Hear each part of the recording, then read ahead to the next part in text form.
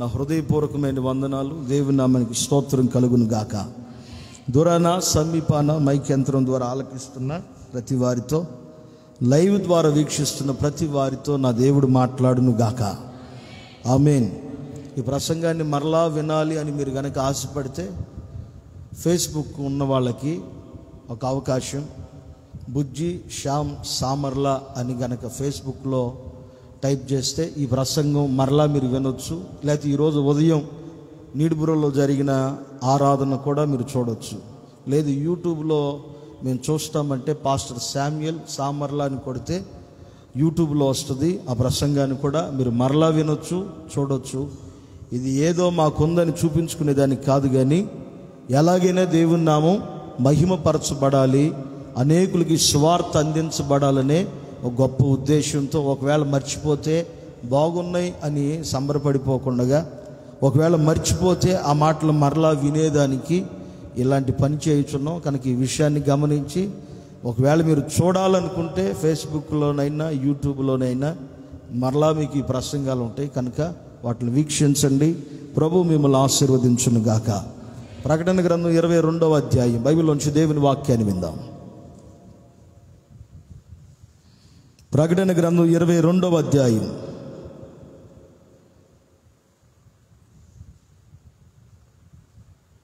16వ వాక్యాన్ని చదువుగా విందాం. సంఘముల కోసము ఈ సంగతులను గురించి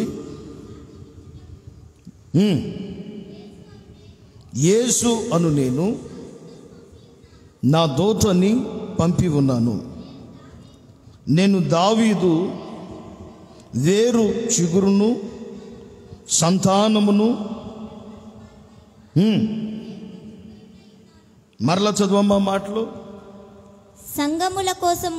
సంఘముల కోసము ఈ సంగతులను గురించి మీకు సాక్ష్యం ఇచ్చుటకు యేసు అను నేను నా దూతను పంపి ఉన్నాను. చాలు. ఆమేన్. హల్లెలూయా. ఈ ప్రసంగానికి అంశానికి టైటిల్ ఎలా పెట్టుకోండి, సంఘము అని పెట్టుకోండి. సంఘము అని పెట్టుకోండి. సంఘముల కోసము యేసు అను నేను నా దూతని పంపి ఉన్నాను. ఈ పూట ఈ ఆరాధనకు చేరి వచ్చిన మీతో యేసయ్య మాట్లాడుతున్న మాట,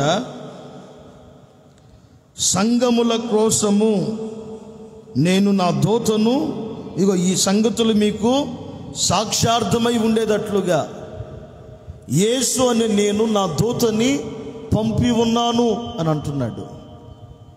ఒక సంఘం ఎలా ఉంటే ప్రభు రాకడలో చేర్చబడిద్దో, ఒక సంఘం ఎలా ఉంటే దేవుని ఎదుట నిలవబడిద్దో, ఒక సంఘములో ఉంటున్న విశ్వాసి ఎలా బ్రతకాలో, ఎలా బ్రతికితే ప్రభు ఎదుట నిలబడతారో, ఒక దైవ సేవకుడు ఎలా బ్రతకాలో, ఒక దైవ సేవకుడు ఎలా జీవించాలో కొన్ని సంగతులను ప్రభు చెప్తున్నాడు. అక్కడ రాసిన మాట, ఈ సంగతుల గురించి మీకు సాక్ష్యం ఇచ్చుటకు యేసు అనే నేను ఒక దూతను పంపాను.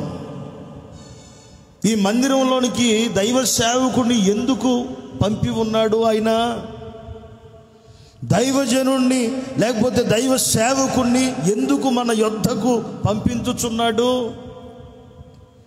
చాలామందికి దైవ సేవకులంటే తేలిక చులకన, లేకపోతే దైవ సేవకులంటే లెక్కలేని స్వభావం కొందరికి ఉంటుంది, అందరికి ఉండదు. కానీ దేవుడే మాట్లాడుతున్న మాట, నేను నా దూతను పంపి ఉన్నాను. ఒక దైవ సేవకుడు ఎవరంటే దేవుని దూత. ఎందుకొరకు అతను దేవుని దూతగా మార్చబడ్డాడు? సంఘము కోసము అనేక విషయాలను బయలుపరిచి అతను మాట్లాడుతున్న మాటలు రేపొద్దున సాక్షార్థమై ప్రభు ఎదుట ఆ మాటలు నిలబడి మీకు బోధిస్తున్న బోధన బట్టి మీరు మార్చబడితే పరలోక రాజ్యంలో మీరు చేర్చబడుదురుగాక. మీకు బోధించబడుతున్న బోధన బట్టి ఆ బోధకు మీరు లోబడితే నా ప్రభు మిమ్మల్ని ఆయన ఎదుట నిలబెట్టుకుంటాడు. ఒకవేళ బోధ విని కూడా ఏమాత్రం మార్పు లేకపోతే ఈ మాటలు ఏం చేస్తాయంటే రేపొద్దున సాక్షార్థమై పరలోకంలో పలుకుతాయి. సాక్షార్థమై పరలోకంలో పలుకుతాయి. ఇదిగో ఈ దైవ సేవకుడు నీవు పంపించావు, ఈ దైవ సేవకుడు ఈ మాటలు మాట్లాడాడు, మరి ఈ విశ్వాసి వినలేదు, ఈ సంఘం వినలేదు అనే విషయాన్ని ఈ మాటలు ఏం చేస్తాయంటే రేపొద్దున సాక్షార్థమై ఉంటాయి. కనుక సంఘముల కోసం ఒక దైవ సేవకుడిని ప్రభు పంపించినప్పుడు ఆ మాటలకి మనమందరము లోబడుదుము గాక. ఆమేన్. అదే అధ్యాయం 10వ వాక్యం 11వ వాక్యం చూడండి. ప్రకటన గ్రంథం 22వ అధ్యాయం 10-11 ఎందుకు పంపిస్తున్నాడు అసలు? చదవమ్మా. మరియు అతడు నాతో ఇలాగు చెప్తున్నాడు, ఈ గ్రంథమందున్న ప్రవచన వాక్యములకు ముద్ర వేయవలదు, కాలము సమీపమయ్యున్నది, కాలము సమీపించుచున్నది. అన్యాయము చేయువాడు ఇంకను అన్యాయము చేయని, అన్యాయం చేసేవాడిని అన్యాయం చేయని, అపవిత్రుడైన వాడు ఇంకను అపవిత్రుడుగానే ఉండనివ్వు, నీతిమంతుడు ఇంకను నీతిమంతుడుగానే ఉండనిమ్ము, నీతిమంతుడిని ఇంకను నీతిమంతునిగానే ఉండనివ్వు, పరిశుద్ధుడు ఇంకను పరిశుద్ధుడుగానే ఉండనిమ్ము, పరిశుద్ధుడిని ఇంకను పరిశుద్ధునిగానే ఉండనివ్వు. ఇదిగో త్వరగా నేను వచ్చుచున్నాను, వాని క్రియ చొప్పున వాని క్రియల చొప్పున ప్రతి వారికి ఇచ్చేదానికి నేను సిద్ధపరిచిన జీతము నా యొద్ద ఉన్నది. సంఘముల కోసం దూతను పంపించడం మాత్రమే కాదు, ఆ దైవజనుడిని వాక్యం బోధించమని మరలా ఆ దైవజనుడితో ఏం చెప్తున్నాడు? నీతిమంతుడు నీతిమంతునిగా ఉండని, పరిశుద్ధుడిని పరిశుద్ధునిగా ఉండని, అపవిత్రుడిని అపవిత్రునిగానే ఉండని, వారి క్రియల చొప్పున నేను ప్రతి వానికి జీతం ఇస్తానని మాట్లాడుతున్నాడు. సంఘముల కోసం దేవుడు తన దూతలను పంపి ప్రతి విషయాన్ని మనకు తెలియపరుస్తాడు. ప్రతి విషయం నీవు నీతిగా ఉంటే ఇంకా నీ నీతి పెరగాలి అనినట్లుగా ప్రభు వాక్యం ద్వారా మాట్లాడతాడు. నేను బలహీనుడైతే వాక్యం ద్వారా నాతో మాట్లాడతాడు. ఎందుకంటే వాక్యానికి ఉన్న గుణం ఏంటంటే రెండంచులు కలిగిన ఖడ్గం. అది వినేవారిని సరిచేసింది, చెప్పేవారిని సరిచేసింది. కనుక ఒకవేళ అపవిత్రులుగా ఉంటే, ఒకవేళ అనీతిమంతులుగా ఉంటే, ఒకవేళ దేవునికి దూరంగా ఉంటే వారి క్రియల చొప్పున జీతం వస్తుంది. అంత మాత్రమే కాదు, ప్రభు అంటున్నాడు ప్రతి విషయాన్ని మనకు తెలియపరుస్తున్నప్పుడు ప్రతి విషయానికి మనం అందరం లోబడి బ్రతుకుదుము గాక. ఆమేన్, ఆమేన్. బాగా ఆలకించండి. సంఘముల కోసం దైవ సేవకుడిని పంపించినప్పుడు ఆ సంఘం ఎలా ఉండాలని దేవుడు కోరుకుంటాడు? ఆ సంఘాన్ని దేవుడు ఎలా చూడాలని కోరుకుంటాడు? ఆ సంఘంలో ఉండవలసిన అనుభవాలేంటి? ఆ సంఘంలో దేవుడు చూడాలనుకున్న విషయాలు ఏంటి? అన్యాయం చేసేవాడిని అన్యాయం చేయనివ్వు, నీతిమంతుడు నీతిమంతునిగా ఉండనివ్వు, అపవిత్రుడిని అపవిత్రునిగా ఉండనివ్వు, పరిశుద్ధుడిని ఇంకను పరిశుద్ధునిగానే ఉండనివ్వమని ఆపలేదు. ప్రభు ఏమంటున్నాడు? కింద వాక్యంలో 14వ వాక్యంలో ఆ మాట చదవండి. 14వ వాక్యం అదే అధ్యాయం. జీవవృక్షమునకు హక్కు గలవారై, హుషారుగా చదవాలా. జీవవృక్షమునకు హక్కు గలవారై గుమ్మముల గుండగా ఆ పట్టణములోనికి మీరు ప్రవేశించున్నట్లు తమ వస్త్రములను ఉతుక్కుకొనువారు ధన్యులు.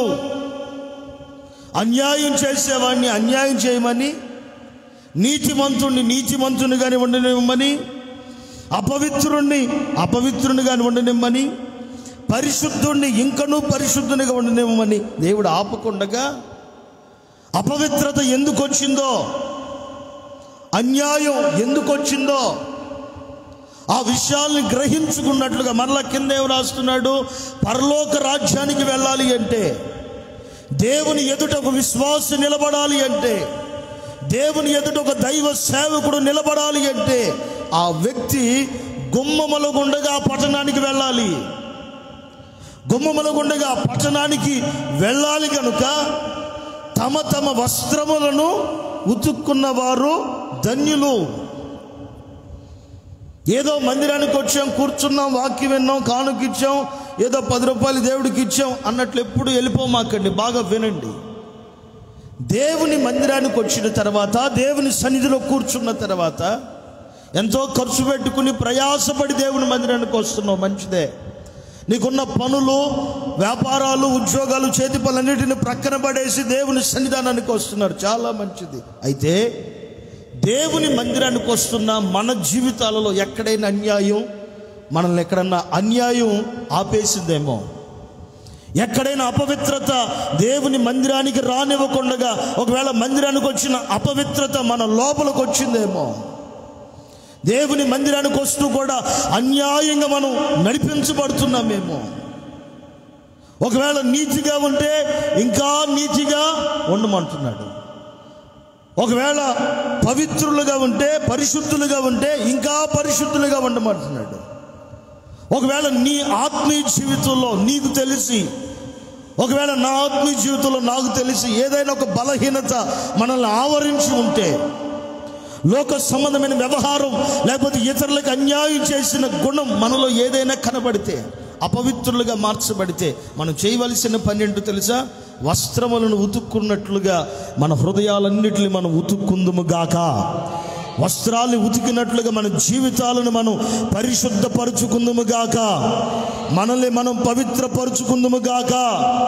వస్త్రాలు పవిత్రత లేకుండగా, వస్త్రాలు పవిత్రత లేకుండగా, వస్త్రాలు నూతన పరచబడకుండగా ఏ విశ్వాసైనా, ఏ సేవకుడైనా పరలోక రాజ్యం చేర్చబడలేడు. నీవైనా నేనైనా దేవుని రాజ్యానికి చేర్చబడాలంటే దేవుని సంఘములో ఉంటున్న మనం, సంఘముల కోసం తన దాసుని పంపించి వాక్యం ద్వారా మనతో మాట్లాడుచున్నప్పుడే నీ జీవితంలో ఎక్కడైనా అన్యాయం అనేది చోటు చేసుకుని ఉంటే, ఒకవేళ వాక్యం చెబుతున్నప్పుడే నీ బ్రతుకులో ఏదైనా అపవిత్రత చేరి ఉంటే, ఒకవేళ ఏ అపవిత్రత లేదు ఇంకా నీతిగా ఉండు, ఏ పాపం రాలేదా ఇంకా పరిశుద్ధునిగా ఉండు. నీ బ్రతుకుకు తగినట్లుగా నా దేవుడు జీతమును నీకు అనుగ్రహించునుగాక. ఆమేన్. మనం ఉంటుంది పాపిష్టి లోకంలోనే. మనం ఎటు వెళుతున్న పాపం ప్రతి మనిషిని కలవర పెడుతూ కృంగదీస్తూ ఉంది. ఒకప్పుడు పాపం అనేది చాలా దూరంగా ఎక్కడ ఊరు చివరికి కొన్ని ప్రాంతాల్లో ఉండేది, కానీ ఇప్పుడు ప్రతి చోట పాపము విస్తరించుచు ఉండగా, దేవుని దయ మన మీద నుంచి తొలగిపోకుండగా ప్రతి క్షణం మనల్ని మనం పరిశుద్ధపరుచుకుందుము గాక. గట్టిగా పలకండి ఆమేన్. చేతులెత్తి పలకండి ఆమేన్, ఆమేన్. బాగా ఆలకించండి. మనం ఇంట్లో వెలుతురు కోసం, గాలి కోసం తలుపులు తీసి పెడతాం, కిటికీలు తెరిచి పెడతాం. వెలుతురుతో పాటు గాలితో పాటు మనకు తెలియకుండగా కొన్నిసార్లు ఉదయాన్నే ఊడ్చిపెట్టినా మరలా మధ్యాహ్నానికి నీకు తెలియకుండా ఇంటి నిండా చాలా దుమ్ము వచ్చి పడిద్ది. ఒకవేళ ఉదయం ఊడ్చావు, మరలా సాయంత్రం ఊడ్చావు, మరలా రేపటి ఉదయానికి నీకు తెలియకుండానే వెలుతురు కోసం, గాలి కోసం నువ్వు తలుపులు తీస్తే దానితో కూడా ధూళి దుమ్ము కూడా చేరిపోయింది. అలాగే మన ఆత్మీయ జీవితంలో ఈ లోకంలో మనం ప్రయాణం చేయించుండగా మనకు తెలిసి తెలియకుండానే కొన్ని బలహీనతలు మన లోపలికి వచ్చేస్తాయి, కొన్ని అవిధేయతలు మన లోపలికి వస్తాయి, కొన్ని బుద్ధిహీనతలు మన లోపలికి వస్తాయి. వచ్చినప్పుడు నీవు నేను చేయవలసిన పని ఏంటంటే, ఈ 22వ అధ్యాయం ప్రకటన గ్రంథం 14వ వాక్యంలో అంటున్నారు చూడండి, జీవవృక్ష ఫలమునకు హక్కుదారులగునట్లుగా గుమ్మముల గుండగా ఆ పట్టణంలోనికి ప్రవేశించే తమ వస్త్రములను ఉతుక్కోవాలి. ప్రతిరోజు ప్రార్థన చేయాలి. ప్రతిరోజు ప్రభువా నీకు ఎక్కడైనా విరోధంగా ఉన్నానా, నాలో ఏదైనా బలహీనత వచ్చిందని యేసయ్య పాదాలు పట్టుకోవాలి.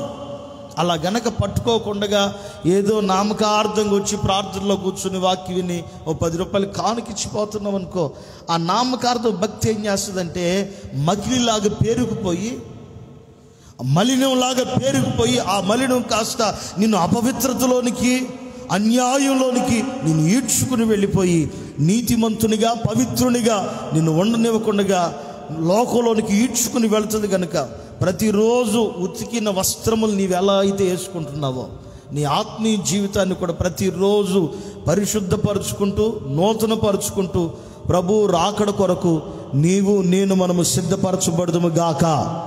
గట్టిగా చెప్పండి ఆమేనని. ఆమేన్, ఆమేన్. బాగా వినండి. సంఘముల కోసం తన దూతని పంపించి ఆయన మాట్లాడుతున్న మాట ఏంటో తెలుసా? వస్త్రములు పాడైపోకుండా ప్రతిరోజు వాటిని ఉతుక్కోవాలి. 2 విషయాలు చెప్పి ఆ తర్వాత మీకు ఒక మాట చెప్పి ముగిస్తాను. గట్టిగా చేతులెత్తి హల్లెలూయా చెప్పండి. కొంచెం గట్టిగా చెప్పండి హల్లెలూయా. 2 చేతులెత్తి చెప్పండి హల్లెలూయా, హల్లెలూయా, హల్లెలూయా. బాగా ఆలకించండి. మనకివ్వబడిన వస్త్రాలు పాడైపోకూడదు, మనకివ్వబడిన వస్త్రాలు పాతగిల్లిపోకూడదు, మనకివ్వబడిన వస్త్రాన్ని పోగొట్టుకోకూడదు. మనకివ్వబడిన వస్త్రాల్ని ప్రతిరోజు జాగ్రత్తగా కాపాడుకుని పవిత్రంగా ఉంచుకోగలిగితే ప్రభు మనల్ని ఆశీర్వదించునుగాక. దేవుడు మనల్ని తన రాకల్లో చేర్చుకునుగాక. ఆమేన్. బాగా వినండి. వస్త్రాన్ని కోల్పోయారు ఆదాము అవ్వలు. తండ్రి వచ్చి పిలుస్తూ ఉంటే తోటలో నుంచి బయటకు వచ్చారా? తండ్రి స్వరము విని చెట్టు చాటును దాగుకుని వస్త్రహీనులైపోయిన కారణాన్ని బట్టి తండ్రి యొద్దకు రావట్లేదు. ఒకటి. 2వ విషయాన్ని చెప్తాను. పెండ్లి విందు జరుగుతుంది. పెండ్లి విందుకి వెళ్ళాడు. పెండ్లి విందుకి వెళ్ళిన తర్వాత రాజు తన అంతఃపురంలో నుంచి వచ్చి ఆ పెండ్లి విందుకు వచ్చిన ప్రతి ఒక్కరిని చూస్తూ పరీక్షిస్తూ నడిచి వెళ్తున్నాడు. అక్కడ పెండ్లి వస్త్రము లేని ఒకడు కనపడ్డాడు.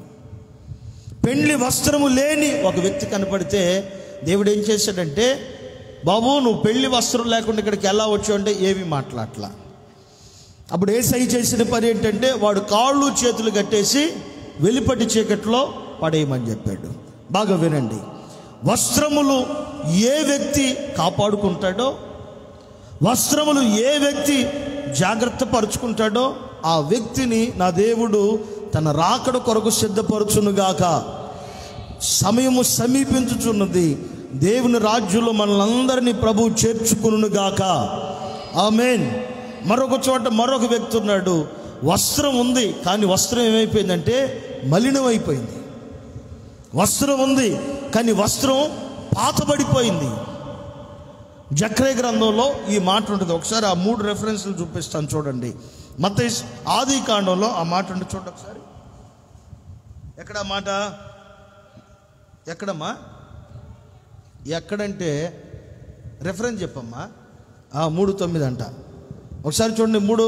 3వ అధ్యాయం 9వ వాక్యం చూడండి. ఆది కాండం 3వ అధ్యాయం 9వ వాక్యం. దేవుడైన యెహోవా ఆదామును పిలిచి నీవు ఎక్కడ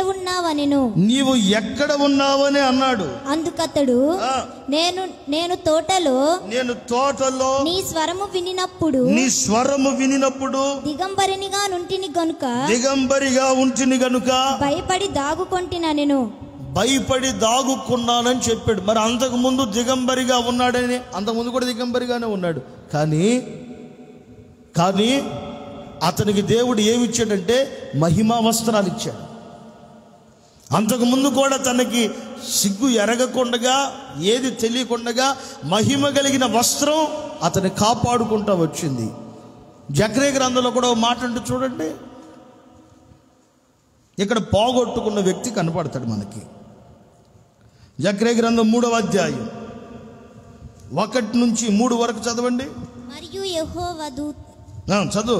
యెహోవా దూత ఎదుట ప్రధాన యాజకుడైన యెహోషువ నిలబడి ఉండుటయు సాతాను ఫిర్యాది అయి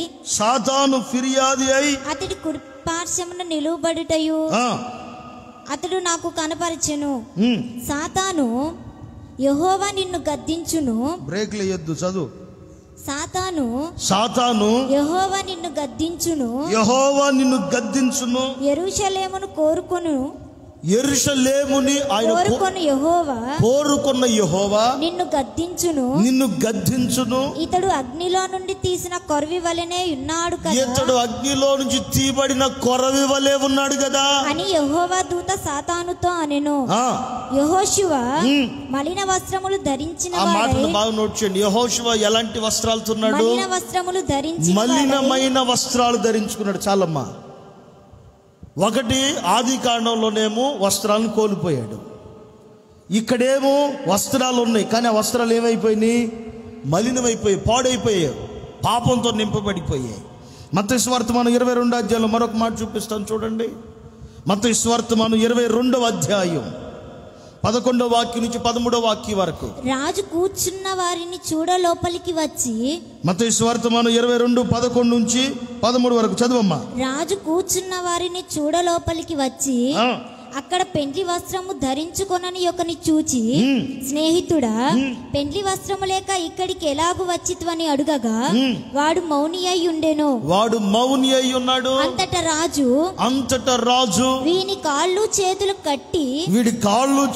కట్టేసి వెలుపటి చీకటిలోనికి త్రోసివేయండి. అక్కడ ఏడుపును పండ్లు కొరుకుటయే ఉండునని పరిచారకులతో చెప్పారు. బాగా ఆలకించండి, తలకాయలు పైకి ఎత్తండి, ఒకసారి గట్టిగా స్తోత్రం చెప్పండి. హల్లెలూయా, హల్లెలూయా. చేతులెత్తి చెప్పండి, హల్లెలూయా, హల్లెలూయా. బాగా ఆలకించండి. 3 చోట్ల కొన్ని మాటలు మీకు చూపించాను. ఆది కాండంలోనేమో స్వరము విని భయపడి దాగుకుని దేవుడి దగ్గరికి రావట్లేదు.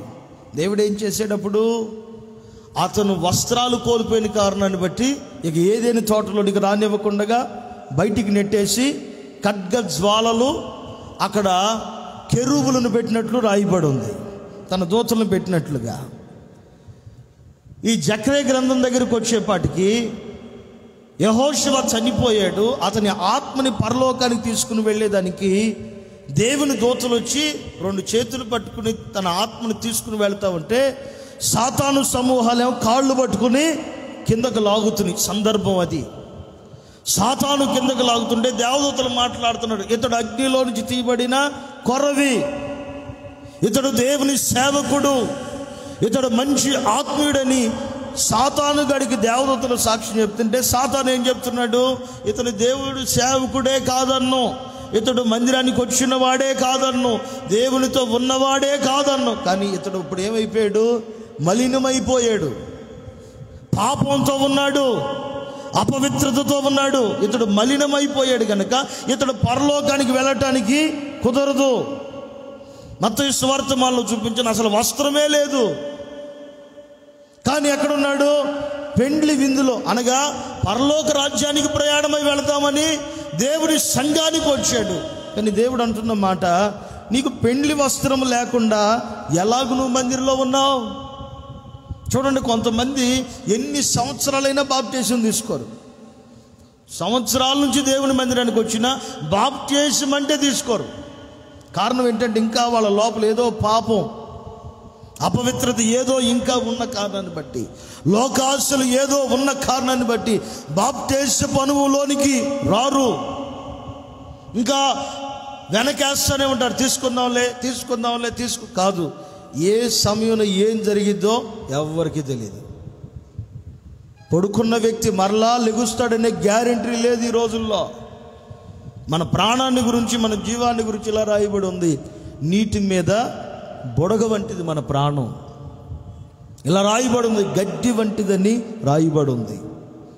ఉదయాన్నే మొలిచి ఎండ పడంగానే వాడిపోయే పువ్వు వంటిది మన బ్రతుకని రాయబడి ఉంది. కొంతమంది దేవుని మందిరానికి వస్తారు కానీ రక్షణలోనికి రారు.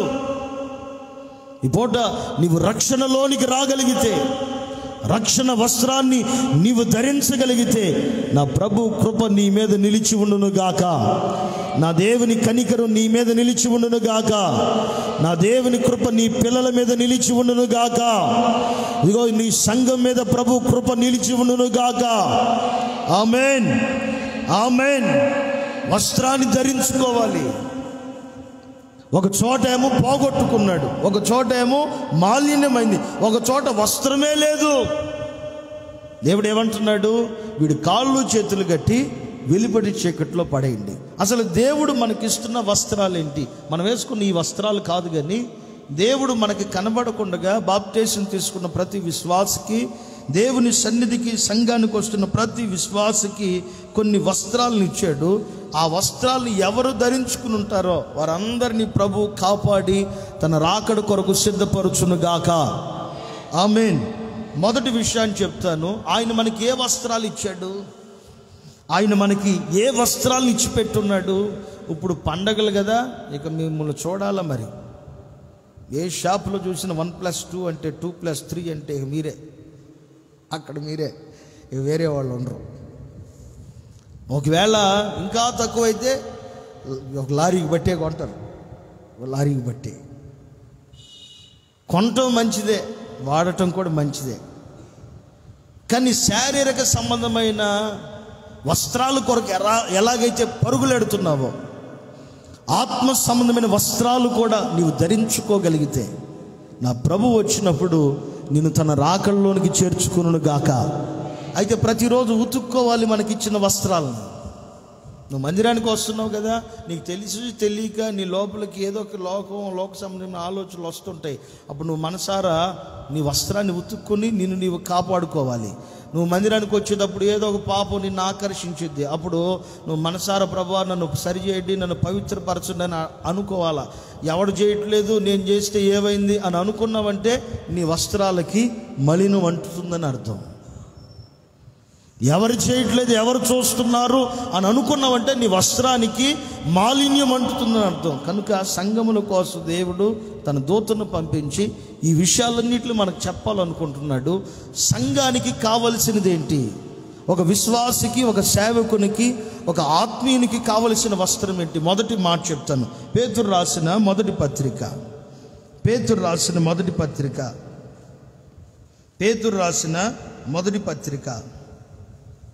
5వ అధ్యాయం 5వ వాక్యం చదవండి. చిన్న పిల్లలారా, మీరు పెద్దలకు లోబడియుండుడి.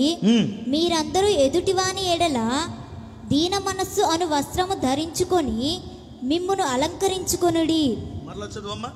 చిన్న పిల్లలారా, మీరు పెద్దలకు లోబడియుండుడి. మీరు పెద్దలకు లోబడి ఉండండి. మీరందరూ ఎదుటివారి ఎడల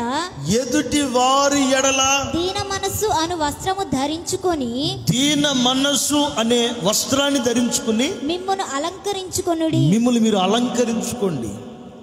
ఇప్పుడు ఎత్తబడే సంఘానికి, వస్త్రం మాలిన్యం కాకుండా కాపాడుకునే సంఘానికి, వస్త్రము పోగొట్టుకోకుండా ఉండే విశ్వాసికి ఏ వస్త్రం ఉండాలి? చాలామంది వేసుకునే వస్త్రాలు లెనిను, కద్దరు, అవి ఇవి వేస్తుంటారు. లేకపోతే మీరైతే కాటను ఇంకేవో వేస్తుంటారు. కానీ ఒక విశ్వాసికి ఆత్మ సంబంధంగా కొన్ని వస్త్రాలు ఉండాలి. ఆ వస్త్రం కూడా ఎలా ఉండాలంట? ఎదుటివారి ఎడల దీన మనసు, ఎదుటివారి ఎడల దీన మనసు అనే వస్త్రం ఉండాలి. ప్రభు నీకు ఎంత ఇచ్చినా సరే, ఏది ఇచ్చినా సరే, మన ఎదుట ఉన్నవారి ఎడల మనం ఎలా ఉండాలంటే దీన మనసు కలిగి ఉండాలి. ఎప్పుడు మనం దీన మనసు కలిగి ఉంటామో ప్రభు నిన్ను అంచెలంచెలుగా ఆశీర్వదించడం కాదు, ఆ వస్త్రం నీకున్న కారణాన్ని బట్టి 22వ అధ్యాయం 14వ వాక్యంలో చదివాం కదా, ప్రకటన 22:14 గుమ్మముల గుండగా ఆ పట్టణం లోపలికి వెళ్ళిపోతాం. పరలోకానికి వెళ్ళాలంటే ప్రతి విశ్వాసికి ఉండవలసిన వస్త్రం ఉతుక్కోవాలి.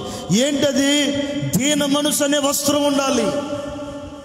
ఈ దీన మనసు అనే వస్త్రాన్ని ఏ వ్యక్తి ఉతుక్కుంటూ కాపాడుకుంటూ ఉంటాడో ఆ వ్యక్తిని దేవుడు కాపాడునుగాక. ఆమేన్, ఆమేన్. ఏరి జాషువా రా, దేవుని స్తోత్రం. నీ పిల్లలేరు అబ్బాయి, వాళ్ళు ఇద్దరేరు. దేవుని స్తోత్రం, హల్లెలూయా. మనసులో కొన్ని ప్లాన్ వేసుకుని వస్తుంటాం, దేవుడు ఇలా వాడుకుంటాడు ఈరోజు అని ఆలోచనతో వస్తాం. మీరంతా జాగ్రత్తగా వినాలి. ఆమేన్. అరే బక్కోడా ఇట్రా రారా. దేవుని స్తోత్రం. ఎక్కడున్నావు నాయన? బయట ఉన్నావా? ఆరోగ్యం బాగాలేదా? బాగుంది ఆరోగ్యం? ఏం మరీ అంత సన్నగా అయిపోతున్నాయి ఇంటిదా? పైకి రా. 2 ఎలుకలు ఉన్నాయి ఈడ. దేవుని స్తోత్రం. హల్లెలూయా, హల్లెలూయా. నువ్వు ఎటు తిరుగు కొంచెం. ఈడెంక చూస్తున్నా. దేవుని స్తోత్రం. హల్లెలూయా. ఎప్పుడో వీళ్ళిద్దరికి ఒక గొడవ జరిగిందా? జరగలేదా? అనుకోండి, జరిగింది అనుకోండి. వీళ్ళది కొంచెం ఎప్పుడో వీళ్ళిద్దరికి గొడవ జరిగింది. అర్థమవటానికి చెప్తున్నా, బాగా వినండి. ఎప్పుడో వీళ్ళిద్దరికి ఒక గొడవ జరిగింది. చేతులు అబ్బా ఎంత వినేవరా స్వామి మీ ఇద్దరికి. వీడాడు పేక పట్టుకున్నాడు అనుకున్నాను. పట్టుకో, ఊరికే పట్టుకోవయ్యా చాలు. కానీ పేక అంటే భుజాలు పట్టుకుంటుంది. నువ్వు కూడా పట్టుకో. ఈడు మాత్రం కరెక్ట్గా పట్టుకున్నాడు. హల్లెలూయా. ఎప్పుడో వీళ్ళిద్దరికి ఏదో గొడవ జరిగింది. ఈడు ముఖం పడుతుందా? అప్పుడు ఇటురా, కొంచెం ఇటురా. నువ్వు ఇట్లా స్టాండ్ ఇటు తెచ్చుకో. ఎప్పుడో వీళ్ళిద్దరికి గొడవ జరిగింది. మొత్తానికి ఏదో గొడవ జరిగింది. కానీ వీళ్ళు ప్రతి వారం మందిరానికి వస్తూనే ఉంటారు. సిగ్గు సారనుకోలేదు. ఇట్రా కొంచెం వెనక. ఇద్దరు పేక పట్టుకో, వెనకరా, ఇటురా. దేవుని స్తోత్రం. నాకు దగ్గరలోకి రానా? అది హల్లెలూయా. ఎప్పుడో వీళ్ళిద్దరికి గొడవ జరిగింది. బాగా వినండి. గొడవ జరిగింది వీళ్ళిద్దరికి. వీళ్ళిద్దరు మందిరానికి వస్తారు కానీ వీళ్ళిద్దరికి ఏమాత్రం లేదు. ఈయన చూస్తే తలకాయ పైకెత్తా, ఈ పేక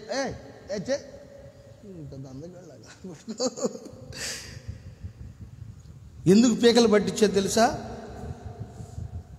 ఈడిని గనక ఈడు చూస్తే ఈడికి ఎట్ట తెలుస్తుంది? పీకల దాకా వచ్చేస్తుంది కోపం.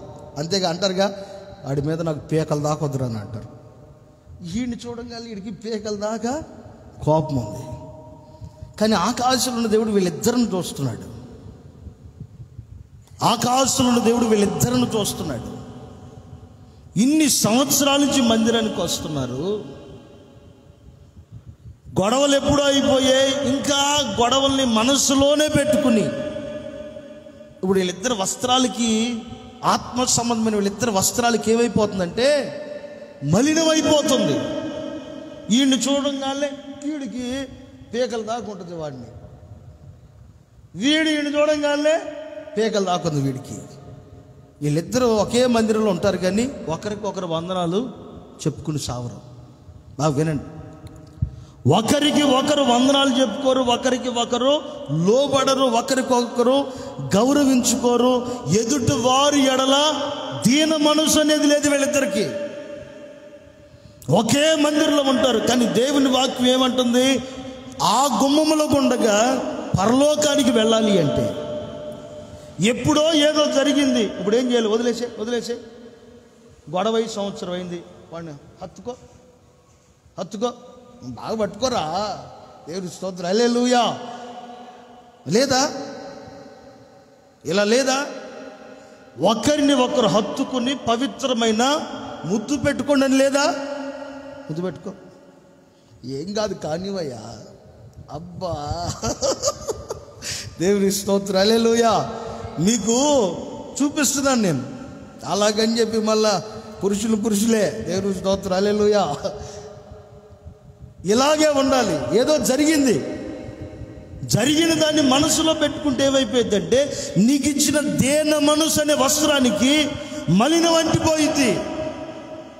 సంవత్సరాలు జరుగుతున్నా సరే సమాధాన పడకపోతే ప్రభు రాకడలో ఏమాత్రం ఎత్తబడలేవు.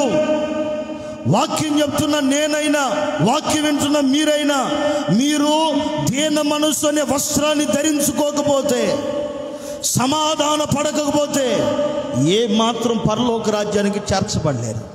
ఇప్పుడు వీళ్ళిద్దరు ఏం చేయాలి? వాడిని అడుగు, నన్ను క్షమించని అడుగు, గట్టిగా చెప్పు. నువ్వు కూడా ఏం చెప్పాలి? అబ్బా దేవుని స్తోత్రం. హల్లెలూయా. నిజమండి. ఒక వ్యక్తి పరలోక రాజ్యం వెనకరండి, అట్లాగే పట్టుకోండి వెనకరండి. ఆమేన్. హల్లెలూయా. ఇప్పుడు ఒక వ్యక్తి పరలోకానికి వెళ్ళాలంటే గట్టి పట్టుకో.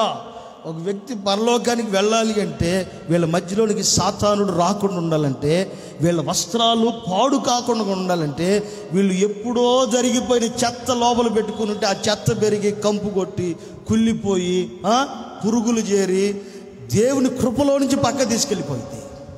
అదే కనుక వీళ్ళిద్దరూ సమాధానపడి ఐక్యపరచబడి జరిగిన దాని విషయమై పశ్చాత్తాపడి ఒకరినొకరు కనుక కౌగిలించుకుని సరి చేసుకోగలిగితే వీళ్ళ మీద దేవుని మహాకనికరం ఉండునుగాక. ఆమేన్. వీళ్ళు కనుక అలాగ చేయకపోతే ఏం జరిగిందో తెలుసా? భూమి ఆకాశాలు ప్రతిరోజు గమనిస్తూనే ఉంటాయి. ఒరే ఈ జాషువా గడికి సిగ్గులేదు, వీడికి కలవడా అని ఆకాశం బాధపడుతుంది. నీ పేరేం పేరమ్మా? ఈ చింటుగాడికి సిగ్గు లేదు, మందిరం బయట కూర్చుంటాడు, వీడు కలవడా? బయట కూర్చుంటావు ఇప్పుడు అమ్మంగాడు అది మొత్తానికి ఎట్టా కూడా బయట నుంచి వచ్చావుగా దేవుడు ఆకాశంలో అనుకుంటే వీడికి సిగ్గు లేదు, ముఖం తగలయ్యా, వీడికి కలపబడలేంటి. ఇంకా దేవుని వాక్యం ఒక వ్యక్తిని కలిపేదానికి ఏమని మాట్లాడుతుంది తెలుసా? ఎదుటి వారి ఎడల దీన మనసు. ఏదో జరిగింది, వీడికి జాషువాకి ఆస్తి ఎక్కువ అనుకుందాం, రూపాయి కానుకిచ్చి సావడం, మళ్ళీ ఆస్తి ఎక్కువ అనుకుందాం, వీడికి ఆస్తి ఎక్కువ అనుకుందాం. వీడికున్న ఆస్తిని బట్టి వీడు పేదోడు అనుకుందాం అండి, వీడికున్న ఆస్తిని బట్టి వదులు ఏంటి ఎచ్చగైపోయారేంటి నాకెందుకని వీడు అనుకోకూడదు. ఇతడు నాకు ఆస్తి ఉంది నాకేంటని ఇతని గౌరవించకుండా వదిలేయకూడదు. ఎదుటి వారి ఎడల ఇతను ఏం చేయాలి? తగ్గించుకుని సమాధాన పడాలి. ఎప్పుడు ఈ పని జరిగిద్దో నీకు తెలియకుండా కానీ నువ్వు పరలోక రాజ్యానికి వెళ్ళిపోతావు అంతే. ఆమేన్. నీకు తెలియదు కానీ నువ్వు పరలోక రాజ్యానికి వెళ్ళటానికి నీకు పాస్పోర్ట్ దొరికినట్టే. ఒకవేళ సమాధాన పడకుండా కానీ వీళ్ళు ఎంతకాలం మందిలో మోకరిస్తారా? ఒకసారి మోకరించండి, బాగుందిలే, అటు తిరుగు ఇప్పుడు అటు తిరుగు. వీళ్ళు ఎంతకాలం చేతులు ఎత్తండి, కళ్ళు పోయింది, మీరు పద్దా కట్టి తిరుగుతారా? వీళ్ళు ఎంతకాలం మోకరించి ప్రార్థన చేసినా వీళ్ళ జీవితంలో సమాధానం అనేది లేకపోతే వీళ్ళిద్దరు పరలోక రాజ్యానికి వెళ్ళరు. ఈడు పాపం ఆడొచ్చేదాకా నేను బాగునని, ఆడొచ్చేదాకా నేను బాగునని, ఒకవేళ స్త్రీలైనా ఆమె వచ్చి నన్ను అడగాలి, లేకపోతే అతనే వచ్చి అడగాలి. ఒకవేళ ఈ భార్యాభర్తల మధ్యలో కూడా వస్తాయి ఈ గొడవలు. నేను కట్నం ఎంత ఇచ్చాను అది ఇది అని చెప్పి గొడవలు పెట్టుకుని ఏ మాత్రం మీరు దూరం అయిపోతున్నారు అనుకుంటారు. కాదు, దూరం అవుతుంది మీరు కాదు, పరలోక రాజ్యమే మీకు దూరం అయిపోతుంది. దేవుని రాజ్యమే మీకు దూరం అయిపోతుంది. గుమ్మముల గుండగా పట్టణంలోనికి వెళ్ళాలంటే దీన మనసు అనే వస్త్రాన్ని ధరించుకోవాలి. ఏ విశ్వాసి దీన వస్త్రం ధరించుకుని ఉంటాడు, ఏ దైవ సేవకుడు దీనత్వం అనే వస్త్రాన్ని ధరించుకుని ఉంటాడో ఆ వ్యక్తి మీద నా దేవుని సన్నిధి కాంతి ఉదయించునుగాక. ఆ వ్యక్తి పరలోక రాజ్యానికి ధైర్యంగా వెళ్ళిపోతాడు. ఏమాత్రం ఎక్కడ ప్రభు ఆపడో. కారణం ఏంటంటే ఒకవేళ అప్పుడు వాడే ఉన్నాడు, ఆ తమ్ముడు వచ్చి వీడిని క్షమించమని అడిగాడు అనుకో, వీడికి కొంచెం కోపం ఎక్కువ, వీడికి జాషువా గడికి. వీడు క్షమించుకుని ప్రార్థన చేస్తున్నాయ్యా, వీడు క్షమించకుండా వీడు మనసులో అలాగే పెట్టుకున్నాడు. వాడికి క్షమాపణ అడిగాడుగా, వాడికి పరలోక రాజ్యం ఉంది. వీడు క్షమించకపోయినా అతను అడిగాడు కాబట్టి, క్షమాపణ అడిగాడు కాబట్టి, ఒకవేళ ఇతను క్షమించకపోయినా అతను వచ్చి నోరు తెరిచి నన్ను క్షమించమని అడిగాడు కాబట్టి దేవుని దగ్గర సమాధానం అనేది దొరికింది. ఇప్పుడు సంఘంలో ప్రతి విశ్వాసం ఎలా ఉండాలంటే జరిగిపోయిన వాటిని దాచిపెట్టుకోకుండా ప్రతి దాన్ని విడిచిపెట్టి దేవుని యందు అలాగే మనుషుల యందు మనల్ని మనం తగ్గించుకుందుము గాక. ఆ మాట మరలా చదవమ్మా. పేతురు రాసిన మొదటి పత్రిక 5వ అధ్యాయం 5వ వాక్యం. చిన్న పిల్లలారా మీరు పెద్దలకి లోబడి ఉండుడి. మీరు పెద్దలకు లోబడండి. మీరందరూ ఎదుటి వారి ఎడల దీన మనస్సు అను వస్త్రము ధరించుకొని, దీన మనస్సు అనే వస్త్రములు ధరించుకుని మిమ్మల్ని మీరు అలంకరించుకోండి. మందిరానికి వచ్చేటప్పుడు ఏవేవో తెచ్చుకుని అలంకరించుకోవటం కాదు, దీన మనస్సు అనే వస్త్రాన్ని ధరించుకో. ఎదుటి వ్యక్తి ఎవరైనా నిన్ను ఒక మాట అన్నాడు అనుకో, తగ్గించుకో. నీ సంఘంలో ఉన్న విశ్వాసే నేను ఒక మాట అన్నాడు అనుకో, ఏమైంది తగ్గించుకో. నీ ప్రక్కనున్న వ్యక్తి ఒకవేళ నీకు గాయం కలిగి చేశాడు అనుకో, దాన్ని పెట్టుకుని మనసులో ఉంచుకోవద్దు. దాని విషయంలో మరలా సమాధానపడు, తగ్గించుకో. ఏమైంది? దైవజనుని యేసన్న గారు చనిపోయే ముందు 2011వ సంవత్సరంలో స్టీఫెన్ పాల్ గారు ఉన్నారు చూడండి, విశాఖపట్నం. ఆయన కాళ్ళు కడిగాడండి యేసన్న గారు. యేసన్న గారు ఆయన కాళ్ళు కడిగాడు. మీరు చూసారా? ఆ వీడియో చూసారా? చూడకపోతే ఈరోజు నా వాట్సాప్లో లింక్ పెడతాను, గ్రూప్లో మీరు చూడండి. యేసన్న గారు స్టీఫెన్ పాల్ గారు కాళ్ళు కడిగాడు. స్టీఫెన్ పాల్ గారు యేసన్న గారు కాళ్ళు కడిగాడు. అప్పటికి యేసన్న గారు పెద్ద సేవకుడే కదా, మరి ఎందుకు కడగాల్సి వచ్చింది? వింటున్నారా మీరు? పగలు ప్రతీకారాలు పెట్టుకుంటే నువ్వు మందిరాన్ని దాకా వస్తావు. కక్షలు, క్రోధం, అసూయ పెట్టుకుంటే ఈ భూమి మీద మందిరం వరకు మాత్రమే ఉంటావు. నీ కానుక, నీ దశమ భాగం, నీ పరిచర్య ఏది నిన్ను పరలోక రాజ్యం పొరపాటున తీసుకుని వెళ్ళదు. ఒక విశ్వాసుని, ఒక సంఘాన్ని పరలోక రాజ్యం చేర్చేది ఏదైనా ఉందంటే అది దీనత్వమే. ఒక దైవ సేవకుని విషయంలో నీవేదైనా కోపపడితే, నీ విషయంలో దైవ సేవకుడే కోపపడితే, మీ విషయమై మీ తోటి విశ్వాసులే కోపపడితే, మీ విషయమై నీ ఇంట్లో ఉన్న యజమానుడే కోపపడితే, నీ విషయమై నీ తల్లిదండ్రులే కోపపడితే తగ్గించుకో. దీన మనసు అనే వస్త్రాన్ని ధరించుకో. ఎప్పుడైతే దీన మనసు అనే వస్త్రం ధరించుకుంటావో నా ప్రభు నిన్ను ఆశీర్వదించునుగాక, నా దేవుడు నిన్ను గణపరచునుగాక. వీళ్ళిద్దరికి ఏదో జరిగింది పాపం. వీళ్ళు మందిరానికి వచ్చి ప్రార్థన చేసుకుంటున్నారు కానీ వీళ్ళిద్దరు కలవరే. వీళ్ళిద్దరు మీరు అసలు నాకు ఒక్కోసారి ఆశ్చర్యం వేస్తుంది. నీడుబ్రోల్లో మందిరం కట్టక ముందు ప్రతి శనివారం వచ్చారు. ఈడ కట్టిన తర్వాత శనివారాలు రావట్లా. నీడుబ్రోల్లో ఇక్కడ కట్టక ముందు ప్రతి శనివారం వచ్చేవాడు, ఇప్పుడు రావట్లా. ఏంటంటే మరి ఏమో అర్థం కావట్లా. మర్చిపోవద్దు, ఏమాత్రం మర్చిపోద్దు. దేవుడు లెక్క అడుగుతాడు. ఏమాత్రం ప్రభు. నేను ఇంకో విషయం చెప్పిన, కొంతమంది ఆ మందిరం కాడకు రావడానికే సిగ్గు. పాపం చేసిన పొరపాట్లను బట్టి, చేసిన పొరపాట్లను బట్టి సిగ్గు. ఆ పొరపాటు ఏదో సరి చేసుకుని క్షమాపణ అడిగి సమాధాన పడిపోతే ఎంత బాగుంటుంది. ఒకవేళ ఈ భూమి మీద తప్పించుకోవచ్చు, రేపొద్దున ప్రభు దగ్గరికి వెళ్ళి నాకు అడగడా అయినా? దేవుళ్ళు ఎక్కడగడా? ఇక్కడంటే ఇక్కడ, కాకపోతే ఇక్కడ, లేకపోతే అక్కడ, లేకపోతే గవర్నమెంట్లో ఎక్కడికైనా పోవచ్చు. రేపొద్దున ప్రభు దగ్గరికి వెళ్ళిన తర్వాత ప్రభు లెక్కడగడా? ఒకవేళ దైవ సేవకుడైన నన్నైనా దేవుడు లెక్క అడుగుతాడు. వాక్యం చెప్పేవాళ్ళకి మరి ఎక్కువ శిక్ష. ఒకటి తను జాగ్రత్తగా లేనందుకు, రెండోది తనకిచ్చిన సంఘాన్ని కాపాడనందుకు. ఇక్కడైతే ఎక్కడో చోట తప్పించుకుని వెళ్ళిపోవచ్చు, కానీ ప్రభు దగ్గర తప్పించుకోలేం కదా. సమాధానపడి సమస్యని తొలగించుకుని, అన్నా అప్పుడు ఏదో తెలుసో తెలియకో చేశాను, క్షమించండి అన్నా, కోపంలో తొందరలో జరిగిన పొరపాటును బట్టి ఏదో జరిగింది, క్షమించమని అడగొచ్చు కదా. ఆ దీనత్వాన్ని, ఆ యొక్క వస్త్రం పోగొట్టుకున్నావు నువ్వు. మన ప్రభు గురించి ఏమి రాయబడి ఉంది? ఆయన ఐశ్వర్యవంతుడైండు కూడా దీనుడిగా ఈ లోకానికి వచ్చాడు. ఆయన ఐశ్వర్యవంతుడైండు కూడా ఈ లోకానికి దీనుడిగా తనను తాను తగ్గించుకుని రిక్తునిగా చేసుకుని ఈ లోకానికి వచ్చాడు. శిష్యులు ఆయనతో ఉన్నవాళ్ళే ఆయన నమ్మేసినా సరే తగ్గించుకుని ఉన్నాడు, కానీ ఏమాత్రం ఆయన ప్రభావాన్ని చూపించలా. ఎన్నో ఇబ్బందులు జరిగి ముఖం మీద కాండ్రించి ఊసినా సరే తుడుచుకుని వెళ్ళిపోయాడు తప్ప తిరిగి మరలా ఊయలా. ఆత్మీయులంగా దేవుని మందిరానికి వచ్చాం, కూర్చున్నా, విన్నా, కాదు. దేవుని సంఘానికి వచ్చిన తర్వాత ఈ మందిరంలో మనమందరం దీనులుగా మారుదుము గాక. ఆమేన్. ఆ వస్త్రం మనము ధరించుకుందుము గాక.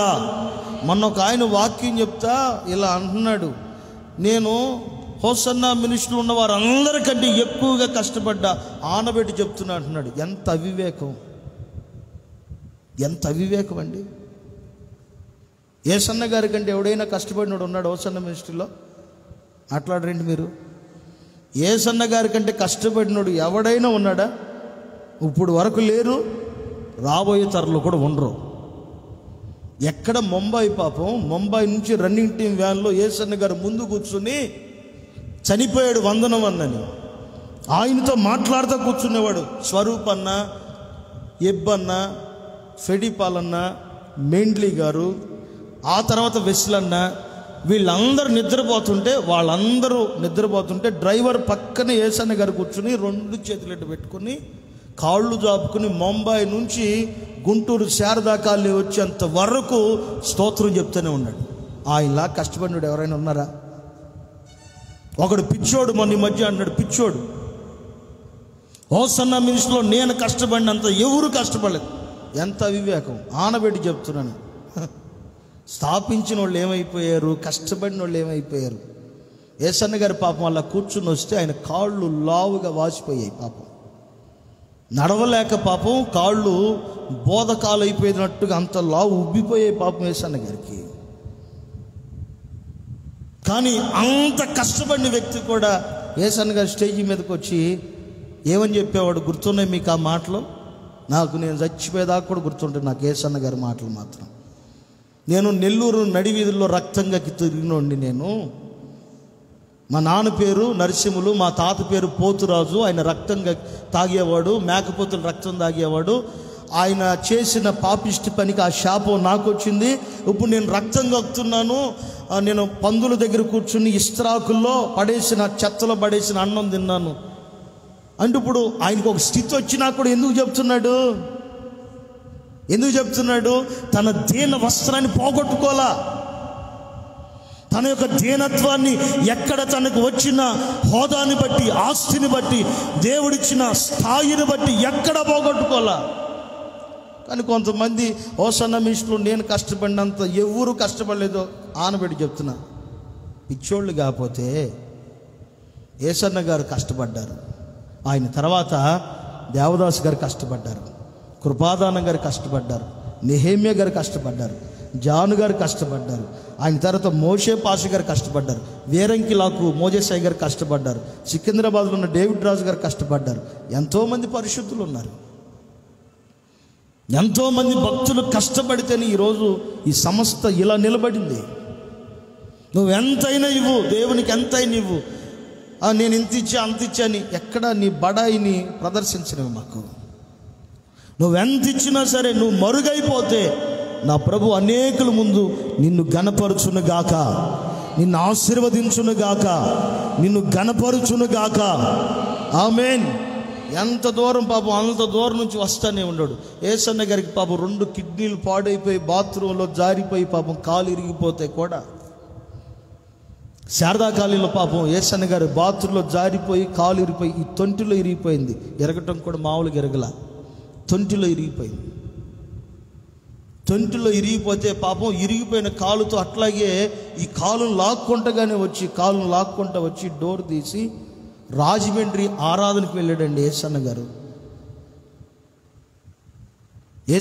ఆరాధనకు వెళ్ళాడు. అక్కడికి వెళ్ళి కారులో కూర్చుని వాక్యం చెప్పాడు. దిగలేక కారులో కూర్చుని వాక్యం చెప్పి, వాక్యం అంతా ఇరిగిపోయిన తర్వాత కూడా పాపం ఇరిగిపోయిన తర్వాత 16-15 గంటల తర్వాత చెప్పాడు. ఎన్ని బాధలు పడినా సరే మహానుభావుడు ఏ రోజు నేను ఇంత కష్టపడ్డానని ఎప్పుడు చెప్పుకోలే. ఎదటి వాళ్ళ ముందు దేని మనసు కలిగిన వస్త్రమే ధరించుకున్నాడు. ఆమేన్.